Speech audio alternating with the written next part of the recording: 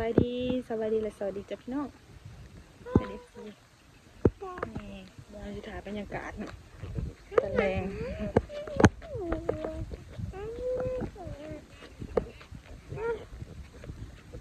วิตาเลาะทงเบิ่งหน้ามีอันนี้ดำเป็นน้ำกล่องเลยพี่น้องตัวจริงไม่ได้ดำเป็นไหน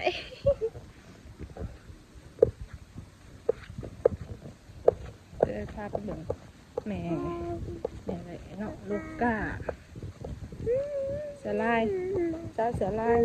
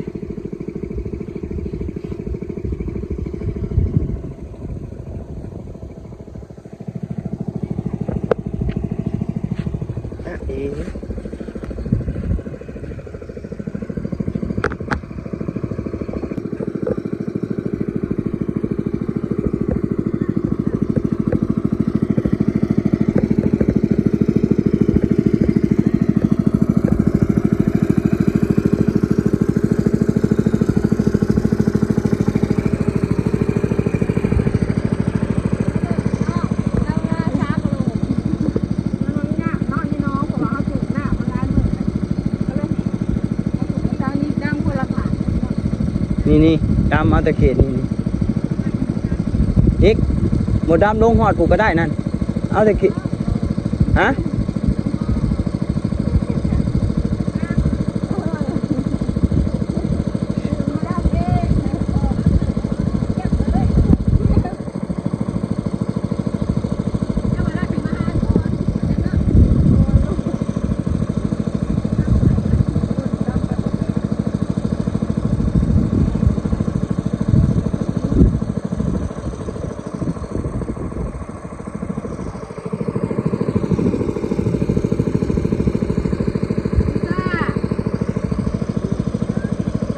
ดูจนนำน้องโบก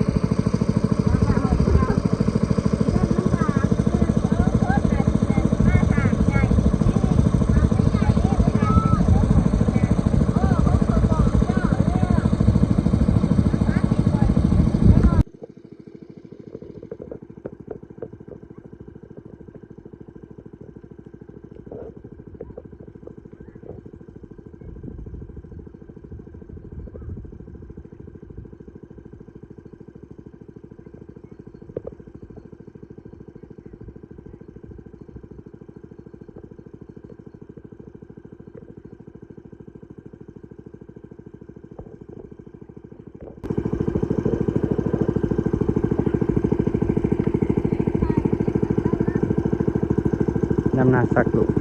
สาวแคท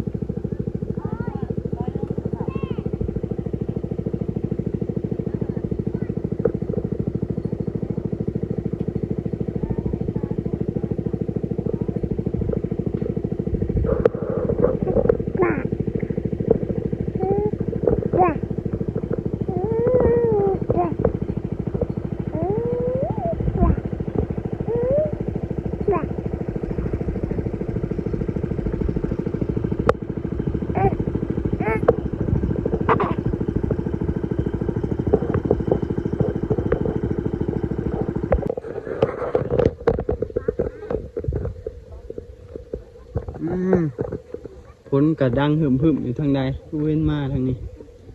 คือเห็นแค่ทางนี้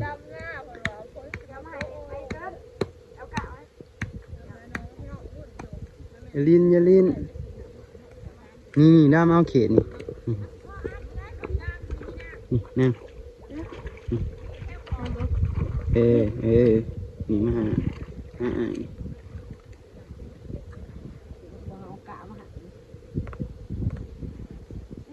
กระปูเต้นไปขับทำมันเอ้ยนี่กระปูขามันเต้นขาเนี่ยมันจะตาย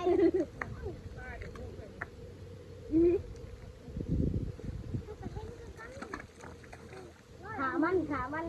ให้เบิดเลยมึงขามึงแหละขากระปูโลดก็มีขามันแหละนี่พี่จ้าพี่ตามันถึงจบมั้งจ้ะ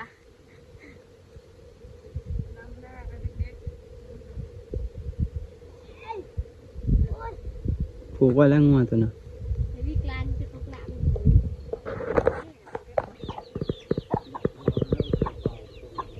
ำยังไม่ได้กวงบุกก็ยังว่าท่านเบิดขักและปิดน้ำมัน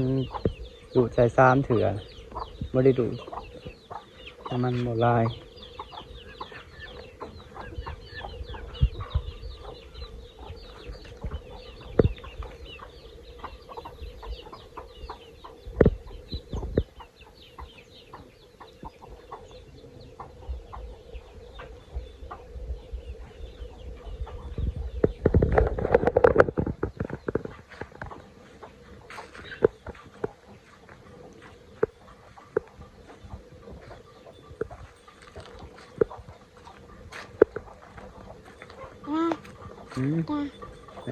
ไหลมาจุกสวนแล้ว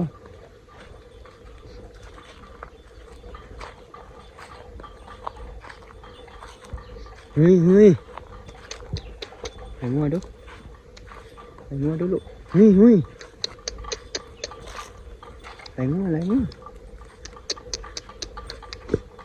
เฮ้ย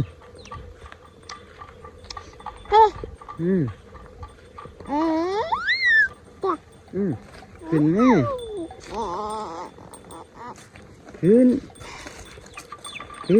เลยมาจกสวนก้อย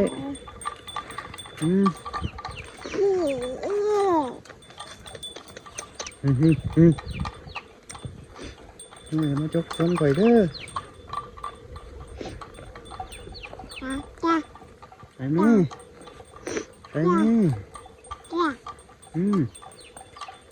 มันจกสวนก้อย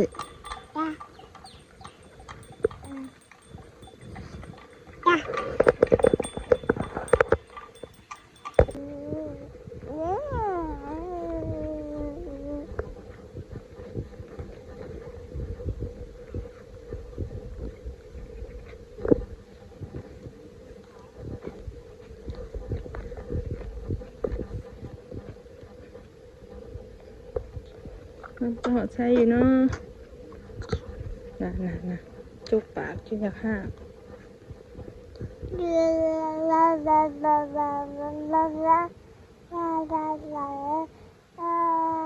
วิตามาเบิ่งบรรยากาศบ่ลูกบ่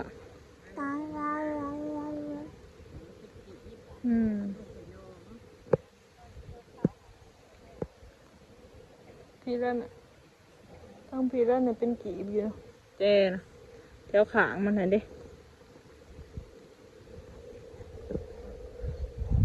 เอาวิกซิมาหวานแฮเนาะพี่น้องน้ำบกเลยเนาะจูบด้วยน้ำบกเป็นปลาบ่อยังไม่ได้เมื่ออยู่ต้น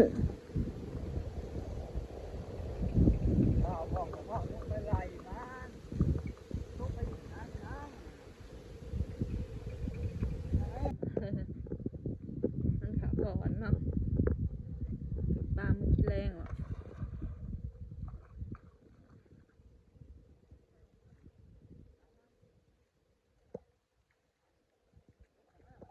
ชนิกมาล่างมาเครื่องเจ้าแม่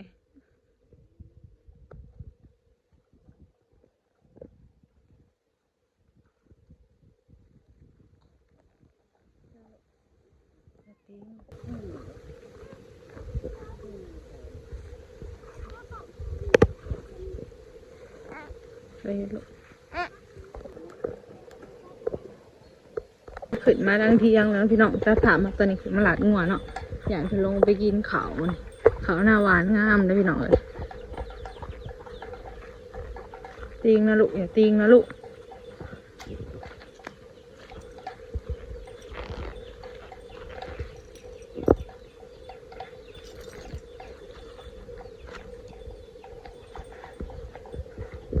หลาดงัวนะพี่น้องซ้อมไหมลูกซ้อมไหมลูกมาหลาดงัวทางแบบนี้เนาะวิตาหน่อยเป็นยังนี่วิตาหน่อยเป็นยังนี่สบายดีอยากออกมุดมัดบ่ใส่ว่ามาแล้วเขาก็มานางดินะพี่น้องซองไม่ลูกบ้างตัวเล็กคันแห่นยังลูกแห่นยังอะไรหิวยังอะไรหิวยังอะไรวิตาหิวยังโชมูเห็ดโชมูเห็ดอะไรโชมูเห็ดโชมูก่อนเห็ดโชมูลิงหน่อย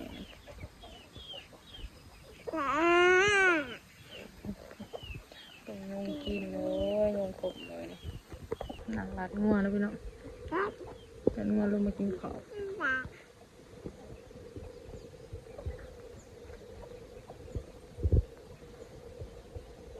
อากาศยามแรงที่ชีวิตเศร้าหน้าเนาะ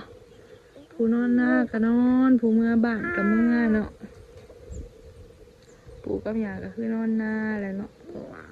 หมดฤดูการทำนาก็ต้องได้ออกมานอนนาแล้วเขาขึ้นเหล้าไปแล้วพี่น้องจะได้กลับมานอนบ้านกันเนาะ